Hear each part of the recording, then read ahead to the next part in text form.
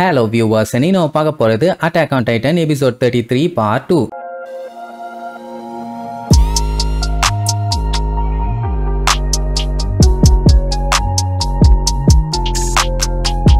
Open பண்ணா போன பாட்டுல மிகாசாக்கு ஒரு கனவு வந்துச்சுல்ல, அந்த கனவு முடியும் போது டப்புன்னு எந்திரிச்சு அப்படியே சுத்தி முத்தி பாப்பாங்க, எல்லாருமே பேன்னு பட்டு கிடப்பாங்களா. அருமீன் மிகாசா உனக்கு ஓகேவா, எந்த பிரச்சனையும் இல்லையேன்னு கேட்பான். அவ சட்டைய புடிச்சு எங்கடா இறன்னு சீக்கிரம் சொல்லுன்னு அடிச்சு புரண்டு கீழே போய் எட்டி பாப்பான். ஏமா கொஞ்சம் பொறுமையா இரு, உனக்கு எவ்வளவு அடிபட்டு இருக்கு என்ன ஆச்சுன்னு ஒண்ணும் தெரியல, அதுக்கப்புறம் பாத்துக்கலாம்னு சொன்னா கேட்க மாட்டான். கீழே பாத்தீங்கன்னா இந்த நார்மல் டைட்டன்ஸுங்க தான் நின்றுட்டு இருக்குங்க. அப்பந்தான் அருமீன் இருந்துட்டு ரெய்னரும் பெர்டோல்ட்டும் யுமீரையும் எரனையும் சேர்த்தி தூக்கிட்டு போயிட்டாங்க. எரனால ஆர்மர் டைட்டனுக்கு ஈக்குவலா நின்று சண்டை போட முடியலமா. உடனே மிகாசா அப்படியே பேய் அடிச்ச மாதிரி இருப்பான். ஆக்சுவலா இது நடந்த 5 மணி நேரம் ஆச்சும்பானா. உடனே அவனை ஃபாலோ பண்ணி யாராச்சும் போயிருக்காங்களான்னு கேட்டா இல்லாமா. அப்போ மிகாசா அப்படியே சந்திரமுகியாவே மாறிட்டான்.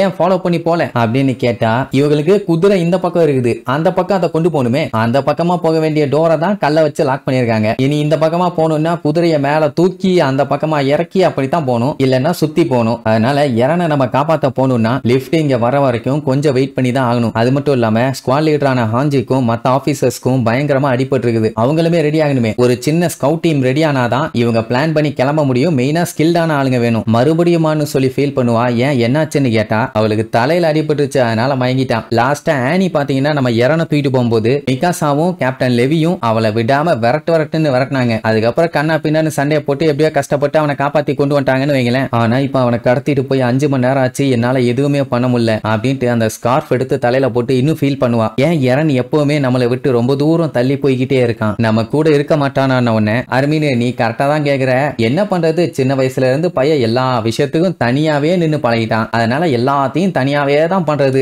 எந்த ராசியில பிறந்தவன்னு தெரியல அப்படின்ட்டு அவன் அப்படியே கிண்டலா சொல்லுவான். மிகாசாக பாத்தீங்கன்னா எப்பவுமே அவன் கூட இருக்கணும்னு தோணுது. இதை சொல்லிட்டு அப்படியே ஃபீல் பண்ணி அழுதுகிட்டு இருப்பான். அந்த டைம் ஹன்னஸ் வந்து இவங்க 2 பேத்துக்கும் சாப்பாடு கொடுப்பானா, சாப்பிடாம அப்படியே உட்காந்துட்டு இருப்பாங்க. அவரு பாத்தீங்கன்னா அப்படியே கேஷுவலா பேசிக்கிட்டே சாப்பிடுவாரு. நீங்க இப்ப இருக்கிற மாதிரி தான் எப்பவுமே இருக்கிறீங்க, வழக்கமா நடக்கிறதானே, சின்ன வயசுல எப்படி பஞ்சாயத்து பண்ணிட்டு இருப்பீங்களோ அதே மாதிரி தான் இப்போ இருக்கீங்க அப்படின்னு ஒண்ணு. அருமீன் இருந்துட்டு ஆமா அந்த ரவுடி பயலுக மாதிரி தான் இப்ப இருக்க டைட்டன்ஸுங்க எல்லாம், என்ன கொஞ்சம் ஹைட்டா இருக்கானுங்க அப்படின்னு ஒண்ணு. அந்த முட்டா பைய அதெல்லாம் எங்க பாப்பான், 3 பேரா இருந்தா என்ன 5 பேரா இருந்தா என்ன, செகண்ட் தாட்டே இல்லாம சண்டைக்கு இறங்கிடுவான் அப்படிங்கிற மாதிரி ஃபுல்லா இவங்களை பத்தி தான் பேசிட்டே இருப்பாங்க. ஹன்னஸ் என்னைக்குமே நம்ம இறன் சண்டை போட்டு என்னைக்குமே ஜெயிச்சதை பார்த்தது இல்ல, அதே மாதிரி அவன் சண்டை போட ஆரம்பிச்சிட்டான்னா அவன் கிவ் அப் பண்ணதையும் பார்த்தது இல்ல. அவனோட ஆத்திரமும் கோபமும் சில டைம் இவரையே பயன்படுத்தும். அவனை கடத்திட்டு போயிட்டா அவன் என்ன சும்மா இருப்பான்னு நினைக்கிறீங்களா, அவங்கள போட்டு மிதின்னு மிதிச்சு கண்டிப்பா ஒரு வழி பண்ணாம விட மாட்டான், இல்லன்னா அவங்களுக்கு அடங்காம ஏதாச்சும் ஒன்ன பண்ணுவான். இப்போதைக்கு அவனுக்கு இருக்கிறது 2 ஆப்பனன்ட் மட்டும்தான். எந்த ஒரு எனிமியா இருந்தாலும் இறனை கண்ட்ரோல் பண்றதுக்குள்ள அவனுக்கு நரக வேதனை அனுபவிச்சே ஆகணும். அதை டெஃபினட்டா நம்ம பையன் அவங்களுக்கு காமிச்சிருவான். நீங்க சொல்லுங்க, அப்படித்தானே நம்ம இறனுன உடனே அவங்களுக்கு இப்பதான் கொஞ்சம் நிம்மதியா இருக்கும். அட ஆமா இல்ல,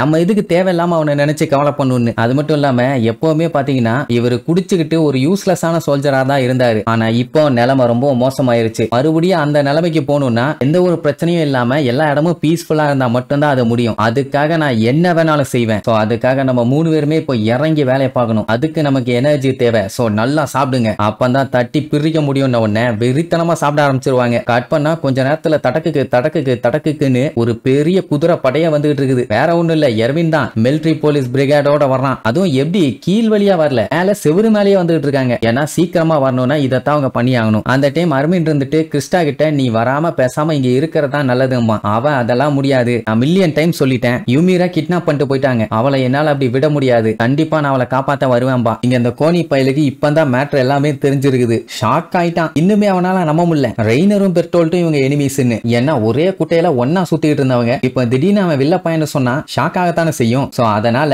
அவனை நேர்ல பார்த்து இந்த விஷயத்த கேட்கிற வரைக்கும் நான் நம்பவே மாட்டேங்கிற மாதிரி தான் சொல்லிட்டு இருப்பான். அந்த டைம் எர்வின் வந்தோன்னா அத்தனை பேத்துக்கு சந்தோஷம். சரி சிச்சுவேஷன்ல ஏதாச்சும் மாற்றங்கள் இருக்கான்னு கேட்டா ஒன்னும் இல்ல சார், அப்படியே தான் இருக்கும்பாங்க. ரொம்ப சந்தோஷம். டக்குன்னு லிப்ட ரெடி பண்ணி எல்லாத்தையும் கீழே இறக்குங்கம்பா. அந்த டைம் ஹாஞ்சியால நடக்க முடியல, ஆனாலும் அப்படியே நகர்ந்தே வந்து காலை பிடிச்சி மேப்பை கொடுங்கம்பா. அதே நேரம் குதிரையை கீழே இருக்கிற வேலையை ஸ்டார்ட் பண்ணிட்டாங்க. அவ அந்த மேப்பை செக் பண்ணி பார்க்கும்போது பக்கத்துல ஒரு ஃபாரஸ்ட் ஒன்னு இருக்குது. டெஃபினட்டா ஆர்மர்டு டைட்டன் அவங்களோட ஃபுட் பிரிண்ட்டை மறைக்கிறதுக்காக இந்த வழியா தான் போயிருப்பாங்க. அதுதான் ஈஸி. சோ நீங்க முதல்ல இங்க தான் போகணும்பா. எப்படி சொல்றேன்னு கேட்டா இது ஒரு கெஸ் தான். ஆனா ஒருவேளை அவங்க டிரான்ஸ்ஃபார்ம் ஆனாங்கன்னு வைங்க, வாலுக்கு வெளியில இருக்க டைட்டன்ஸ் அவங்க ஹேண்டில் பண்ணியே ஆகணும். ஆனா அவங்க எரன் கூட சண்டை போட்டு அவங்க எனர்ஜி தாறுமாறா டவுன் ஆயிருச்சு. அந்த நிலைமையில மறுபடியும் அவங்க டைட்டன் ஆகி சண்டை போறதுக்கெல்லாம் வாய்ப்பே இல்லை. அதனால வெளியில இருக்க டைட்டன்ஸ்ல இருந்து எஸ்கேப் ஆறதுக்காக அவங்க அங்கதான் மறைஞ்சிருப்பாங்க. ஆனியுமே அதைத்தானே பண்ணான். இதெல்லாம் வச்சு பார்க்கும்போது அவங்க ரொம்ப தூரம் போறதுக்கு அவங்களுக்கு அந்த அளவுக்கு ஸ்டெமினா இல்ல. அதுக்கு அவங்க சேஃப் அண்ட் செக்யூர்டா எங்கேயாச்சும் ரெஸ்ட் எடுக்கணும். அதுவும் மத்த டைட்டன்ஸோட தொல்லை இல்லாம இருக்க. அப்படி இருக்கும்போது அவங்க கண்டிப்பா ஹைட்டான பிளேஸ் ஆன அந்த மரத்துல தான் இருக்க வாய்ப்பு இருக்கு. எப்படியும் இன்னைக்கு நைட் வரைக்கும் அவங்க அங்கதான் இருப்பாங்க. அதுல எந்த டவுட்டும் இல்லாம அப்படியே கட் பண்ணா இங்க நம்ம இறனு மயக்கத்துல இருந்து அப்பதான் கண்ணை ஓபன் பண்றான். பாத்தீங்கன்னா பயலுக்கு 2 கை இல்ல. பக்கத்துல தான் யுமிர் உட்கார்ந்துட்டு இருக்கா. அவளுக்கு கால் இல்ல.